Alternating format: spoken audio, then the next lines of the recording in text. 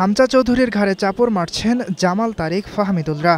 Ball miss করেছেন জন্য তার এই শাস্তি। অনুশীলন শুরুর আগে মাইন্ড রিফ্রেশ করতেই তাদের এমন খুনসুটি। শক্তিশালী হংকংয়ের বিপক্ষে চাপ সামাল দিতে মাইন্ড ফ্রেশ রাখার বিকল্প নেই। তাছাড়াও এশিয়ান কাপের আশা টিকিয়ে রাখতে এই ম্যাচটা বাংলাদেশের জন্য ডু অর ডাই ম্যাচ। তাই তো সোমবার সকালে দেশের মাটিতে পা রেখে সময় ক্ষেপণ করেননি হামজা। বিকেলেই জাতীয় স্টেডিয়ামে এসেছেন অনুশীলনে। দীর্ঘ ভ্রমণের পরেও লেস্টার সিটির এই ফুটবলারের চোখে মুখে ছিল না কোনো ভ্রমণ ক্লান্তি, ছিলেন হাস্যোজ্জ্বল।